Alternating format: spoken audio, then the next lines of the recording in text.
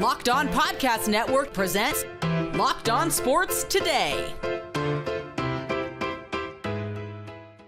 It's one of the biggest trades in modern NFL history.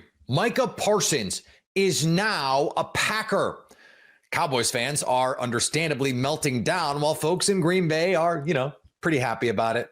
And we're kicking off week one of college football in style. I'm Peter Bukowski, starting your day with the can't-miss stories and biggest debates in sports. You're Locked On Sports Today. Searching all major sports. Found.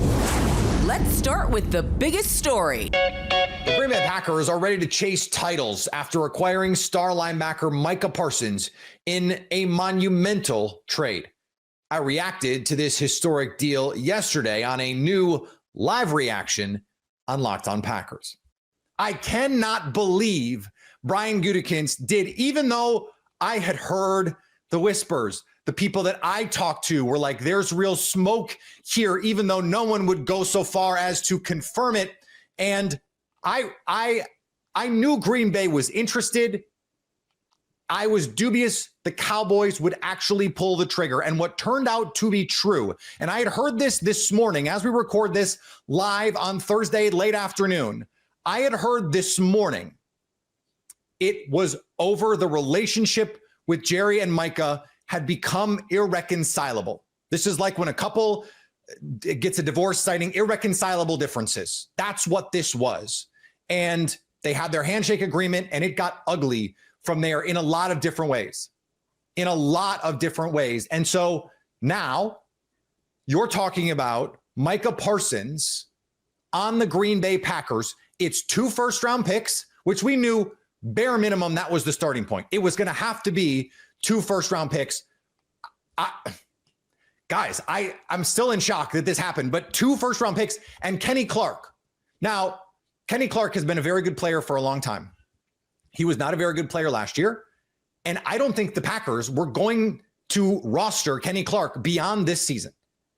So to get off of a player you are probably going to cut in 6 months' time, really what you're doing is you're giving up this season of Kenny Clark and 2 first-round picks for a 26-year-old who this year, as soon as this year, could be the best defensive player in football and had a case in previous seasons that he was the best defensive player in football. I will give you the statistic again because it blows my mind. When Micah Parsons was on the field for the Dallas Cowboys, their defense was number 1 in EPA per play. When he was off it, it was a bottom 5 defense. This is a guy who has already been an All-Pro 3 times in his career. He was a rookie in 2021. And he's already been an All-Pro 3 times. He is the best defensive player the Packers have had since peak Charles Woodson. Since Defensive Player of the Year 2009, Charles Woodson. And he's the best pass rusher. All due respect to Clay Matthews, who was a terrific player and went through stretches where you go, could he be the Defensive Player of the Year? Respectfully to the Claymaker, he was never this level of defensive player. Never. And so you add a 26-year-old in his prime, who maybe not even in his prime, maybe has levels to go. And you're doing that for 2 first-round picks and a player you did not want to roster beyond this year. Now, we'll talk about, some of the intricacies of this. And the money is a lot. They went well above the market. Like Myles Garrett got 40. Myles Garrett's also 29 years old. 4 years, 100. 4 years, $188 million. That is a whole lot of scratch. But guess what? Who cares? Like, we were going to talk on this show today about, hey, if you trade for Micah Parsons, you may not be able to pay some of the other players on your roster moving forward. But we would be talking about players like Kenny Clark. By the way, they saved $10 million on the cap this year by moving on. Elton Jenkins, who they were probably already going to move on from, and maybe a receiver like Jaden Reed. We're not even going to get to talk today about Jaden Reed and the reported Jones fracture. By the way, I don't believe he actually has a Jones fracture because there's just no way one of the top orthopedists in the world was going to let him practice 3 weeks after a Jones fracture. That's neither here nor there. That doesn't matter. That's a conversation for another day because Micah Parsons is a Green Bay Packer. I can't believe it. I can believe it, but I can't believe it. And what are those mouth-breathing, knuckle-dragging idiots who have always said Brian Gutekunst doesn't want to win? What are they going to say now? The absolute morons who said, oh, Brian Gutekunst, scared to compete, would never. He would never do it. Never? Never? You sure? You sure? Never say never. Never say never, because Micah Parsons is a member of the Green Bay Packers. And remember a week to 10 days ago when I said acquiring a player like Micah Parsons more than Trey Hendrickson fits the way the Packers view talent acquisition, because Brian Gutekunst paid top of market for Aaron Rodgers twice and then paid the top of the market for Jordan Love. He paid at the top of the market for David Bakhtiari. He paid at the top of the market for Jair Alexander. He paid near the top, I think at the time, the top of the market for Xavier McKinney. And was willing eventually to pay at the top of the market for Devontae Adams. That relationship had just gone south. And don't say Ed Policy. I don't want to hear Ed Policy. This has nothing to do with Ed Policy. Brian Gutekunst had an opportunity. If he hadn't had an opportunity a year ago with Mark Murphy to trade for Micah Parsons, he would have done it. But we were on the squad show yesterday talking about what does urgency mean? What does we want to compete for championship means? And I remember right after Brian Gutekunst said that, when he said, hey, we have to change our aperture here. We have to start looking at this a little bit different. It's time to start competing for championships. I said, okay, Brian Gutekunst, what does that mean for you? You want to send that message to the building? You want to get the players in the right frame of mind? You want to get the coaches in the right frame of mind? All that is real and true. But what does that mean for you, Brian Gutekunst? And then he goes out and he signs Nate Hobbs and Aaron Banks. Again, all due respect to those players, they're not Micah Parsons. They're not pushing their chips into the middle of the table. They're not splashing the pot. And the reason you don't do it for Trey Hendrickson is because, well, he's on the wrong side of 30. Micah Parsons is 26 years old. If you wanted to care about the timeline, I don't, but if you wanted to, this is a player who can help the Packers go compete for a Super Bowl for the next half decade. You can stay up to date all year on the Green Bay Packers by subscribing to Locked On Sports Today and Locked On Packers on YouTube or your favorite podcast app. You're Locked On Sports Today. Coming up, we get you set for week 1 of the college football season. But before we get to that, let's hear the Cowboys' perspective of this massive trade. The NFL season is almost here, and FanDuel is making sure you're ready for kickoff with a can't-miss offer. Right now, new customers can bet $5, and if your bet wins, you'll get $300 in bonus bets to use across the app. Perhaps you believe the Packers are going to win the Super Bowl. Odds are shorter today than they were yesterday, I'll tell you that. I think I got them at 25-1. Are you ready to play? Download the FanDuel app now by visiting FanDuel.com to get started. That's FanDuel.com to place your first $5 bet. Cowboys fans are, man, if you're a Dallas sports fan, what do you even say? Cowboys fans not too happy with Jerry Jones trading away Micah Parsons. Locked On Cowboys host Marcus Mosher and Landon McCool reacted live to the trade yesterday, calling it the worst trade in franchise history. I mean, the why part is something we'll be asking, I think, for a long time. I have no idea. Like, look, I mean, there's not going to be a ton of great analysis going on in this episode right now, because right now we're two fans of the Cowboys who are deeply upset with what this team is doing. So I can't speak to the why. I have to, if I'm honestly making a guess. And again, this is me angrily lashing out too, probably. Jerry made the you know, he he violated the cardinal rule of negotiation.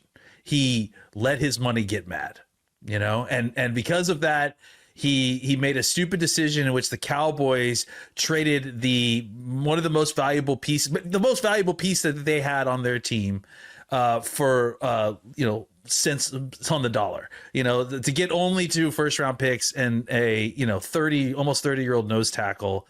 Look, this is not the way that I talked about trading for a nose tackle, guys. Like this is ridiculous. So, I think the why it happened is because two sides got really stubborn, and then one side did something extra stupid, and they kind of were just doing escalating levels of stupid things, and finally, the Joneses kind of made their ultimate play.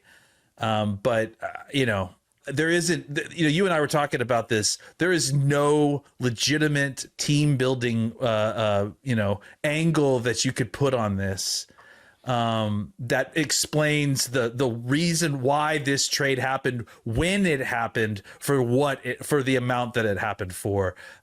So any kind of explanation coming out of the Cowboys camp on that tries to sue the way that this went down, the timing of how it went down and what it went down for, is going to be pretty pathetic, to be honest. It sucks all the way around. Like you want your teams to be uplifting, and you want to watch them and have them give you hope and excitement. And it feels like for the last couple of years, the Cowboys have been anything but. It's been a drain. And honestly, you and I were talking on Twitter the other day about, I've had a hard time even getting excited about the George Pickens stuff, because he's had a really good training camp, because it just felt like this Micah Parsons situation has sucked all the oxygen out of the room and out of the franchise, right? And now that he's gone, it feels even more so like that. Like, you draft a guy in round 1, he becomes everything you could ever hope for. He's in the prime of his career, and you trade him away to one of your biggest rivals, right? I don't get it. I understand that there was maybe some things behind the scenes. We can get to it a little bit. None of it means that you should be trading your best player. Again, I wish I had better analysis than it sucks, but that's what it is. That's where we are right now. I mean, I don't. I think it's probably the best analysis there is. It sucks. Like, I mean, honestly, like, I just don't understand, like, how this team just has no concept for timelines, like for building a window and then existing in the window. They keep shattering it by making all these kind of mismatching decisions on a whim.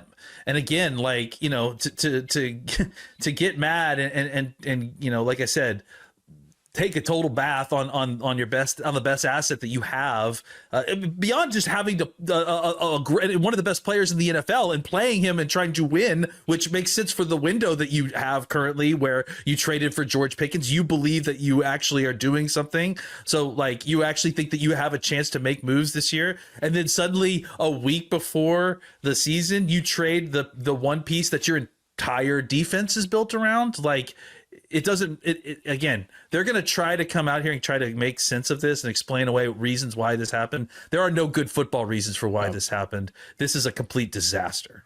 And I just feel bad for Dallas sports fans. You lose your best basketball player in Luka Doncic, and then you lose Micah Parsons. And there's a lot of fans out there that are like my age who they never got to see the Cowboys win the Super Bowls or be in NFC Championship games.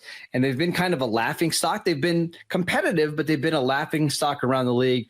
And this is just another one of those moments. And now, yes, you have this future draft capital, which we'll get to in a little bit, but it feels like at this moment in time, you're further away from getting back to the NFC Championship game in a long, long time. And if you just made the conference even harder, it's tough to find reasons to be optimistic about this team, not only this year, but moving forward, because I think the big thing is we don't trust the people in charge of this team. And this is just another move that shows why they shouldn't be trusted. And to speak for maybe some older Cowboy fans who do remember the championships, I mean, that's so far ago now that the just the sheer volume of crap that the Joneses have like piled on top of us these last few years, it's hard for any of us to even reach back that far to try to hold on to some good feelings about the way this team gets treated by the ownership. It's it's hard to make an argument that this team is serious about trying to get together a winning football team when it feels like, once again, priorities other than winning have made a major decision on personnel. It's been a while since we've seen a season opening schedule quite like this in college football. Locked On Big 12 host Drake Toll sat down with former Tar Heel and Dallas Cowboy receiver Jesse Holley and former TCU head coach Gary Patterson to take a look at some of the biggest matchups with the biggest playoff implications. Coach Kill is a legend of the game, and somebody, if you know college football, you're familiar with Jerry Kill and what he's done across the game. And genuinely, it'll be the story of, if not for health, he could have been and may still be one of the greats that's ever done it from the coaching booth. Let's go into our playoff playbook now and talk the biggest games of the week that we haven't quite gotten to yet. Notre Dame and Miami will kick it off this weekend. You talk about an opportunity. Miami Hurricanes have that week one as they welcome in the Notre Dame Fighting Irish, college football playoff runners-up from last year, into Hard Rock Stadium on Sunday night. I am Alex Dono from Locked On Canes, and for Miami, I think the first key in this matchup, if they're going to pull off the mild upset, Notre Dame favored by about a field goal, Miami has to find a way to slow down Notre Dame's running game. I don't think there's any stopping them, but slowing them down maybe. But Jeremiah Love and Jadarian Price, arguably the best running back duo in the entire country. And if Miami up front can slow those guys down, it would give them a better opportunity to create pressure for Notre Dame's first-time starting quarterback and making him uncomfortable. CJ Carr has all the talent in the world, but making his first collegiate start in what should be a hostile environment, Miami's going to try to make that moment too big for him. Offensively for the Hurricanes, certainly a new face. Well, not new to college football, but new to Miami with Carson Beck behind center. Comes in with a lot of experience, 24-3 record at Georgia. There's nothing Beck hasn't seen before. But, of course, new offensive scheme for him. I think it fits him well. New weapons at receiver to throw to. Can they build immediate chemistry? And for the Hurricanes, also a really nice running game with the trio of Mark Fletcher, Jordan Lyle, and Marty Brown leading the charge. I think a big key for this game is going to be special teams. Notre Dame, #1 in blocking kicks last season. Their defense, the Irish defense, also great at creating turnovers. Miami's defense has a new coordinator in Corey Heatherman, a ton of new bodies on the defensive side of the football, including cornerback Xavier Lucas, safeties Jacoby Thomas, and Zechariah Poyser. And you have to hope that unit communicates and plays a lot better than Miami's defense did a year ago. I think this one is going to be close, as the odds indicate, but Miami's going to have to probably score early and build a lead, get the crowd into it if they're going to pull off the upset. Can Miami be a college football playoff team for the first time, Jesse? Yeah, absolutely. They can. All the guys that they have returning back. And then we talk about NIL. They go out and they get Beck. They pay the money to get him. And if you have a quarterback, you have a chance in college football. And they have a pretty good one in Beck. Yeah, Coach, this is an LSU team that against Clemson this weekend as we go there to the SEC versus the ACC. Two schools that believe even if they lose this game, they'll still be in the playoff. Well, yeah, you have your two, I think, as we were talking earlier, again, Drake, I think you're going to have two teams, Ohio State and Texas. They got younger, a little bit apprehensive. I think you're going to see as they run down and touch the rock, both of them are throwing vertical because you got Klubnik at one, you got Nussmeier with the other. I think it's going to be a vertical game. I think it's going to be a really fun game to watch. If I say Clemson is my favorite to win the national championship because of the seniority they have, Jesse, is that a crazy pick? No, I don't think it is at all. You're talking about where Dabo Swinney is as a head coach and the guys that he was able to bring back. And you talk about, Coach, like you said, having that veteran leadership at the quarterback position. That's not a bad take at all. I know that we're not looking at that right now, but Clemson has always been a good program and has represented the ACC very well. LSU and Clemson feature a couple of unicorns, two fifth-year senior quarterbacks that have played their entire careers at the same spot, Cade Klubnik and Garrett Nussmeier. Nussmeier, of course, the leading returning passer in college football from a year ago, the only 4,000-yard passer back in college football. These are two of the most experienced rosters in college football as well, but they've gone about it in different ways. Clemson returns 16 starters. LSU went ham in the transfer portal. Brian Kelly noted that LSU spent about $18 million on this roster. The big issue for LSU, or the question, is on the offensive line. They've got depth, experience, and tons of talent. What they don't have are 5 starters that have played together. That's a big challenge going on the road at Clemson. Clemson, meanwhile, gets a lot of hype because of Parker and Woods on the defensive line, but that's a Clemson defensive line that a year ago was 84th in America in rush defense. As a matter of fact, in Clemson's 4 losses, they allowed an average of more than 200 rushing yards in those 4 losses.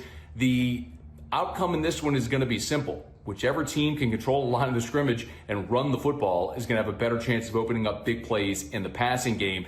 LSU, of course, trying to silence Clemson Memorial Stadium, which we won't call Death Valley, of course, because we know, just like Mardi Gras, Mobile likes to say they were first. Everyone knows New Orleans does it best. So Clemson can try to be Death Valley if they want, but everybody knows the real Death Valley is in Baton Rouge.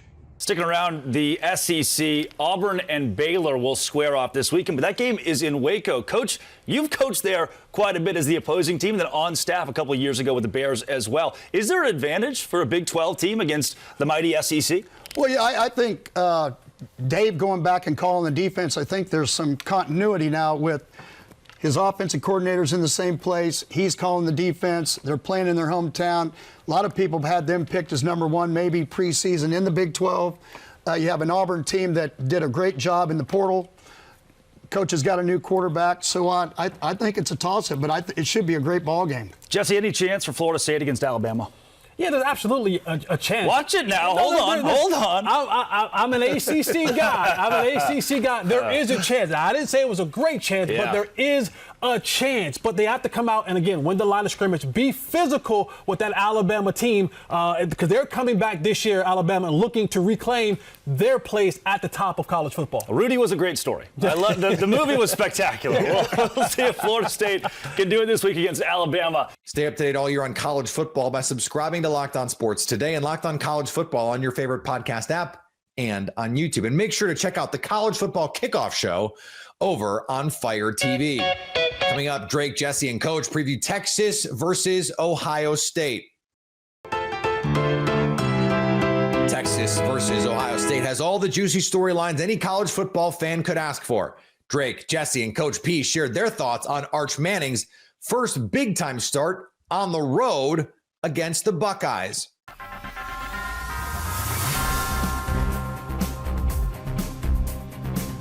The game of the week here on College Football Kickoff is presented by Coca-Cola. We're joined by Locked On Buckeyes host Jay Stevens, as well as Brad Kellner of Locked On Longhorns. Jay, we'll start with you. Defending national champions, but underdogs.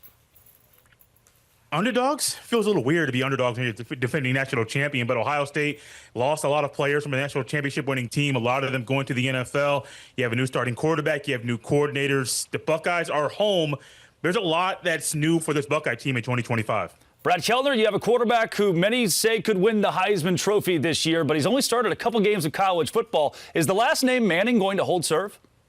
That's the hope here in Austin, Texas, right? I don't know if there's ever been a quarterback going into his first year as the starter with more hype around him than Arch Manning. He's got all the tools. We saw it in a very small sample size last year, but he's got a great arm. He's a dual threat. He's got the high IQ, and going into year 3 with the Texas program, I think is going to help the transition for him be a little bit easier. But what a test in his first game, his first road game of his career, and obviously his first game here in 2025. Jay, let's put a bow on this. If the Ohio State Buckeyes win, how do they do it? They got to win in the trenches, just like they did a year ago in the Cotton Bowl. You have to make sure that on the O-line and D-lines, you are making sure you're setting the tone from the jump. You can't let Texas get their footing. You can't let Texas gain any confidence. The Buckeyes O-line and D-line must dominate for the Buckeyes to win. Brad, does Texas win this game?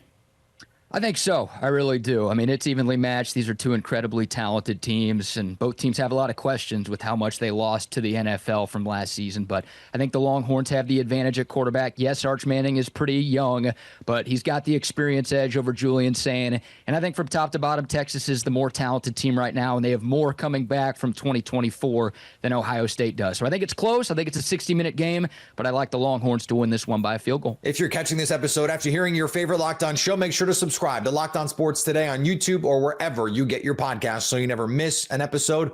Also, if you're a new subscriber to Locked On Sports Today, we're here for you with the biggest stories in sports every day. And on days like this, when we've got huge stories and the college football season opening, that's what we live for here on the Locked On Podcast Network. That's where we thrive. That's where we win for you. Coming up, Can Manning and the Longhorns get it done in the shoe? So at least until tomorrow, stay locked on sports today. Locked On Podcast Network presents Locked On Sports Today. For more episodes of Locked On Sports Today, go to our video on demand. Click on sports at the top of your screen. There, you'll find past episodes of Locked On Sports Today, plus other Locked On shows on demand.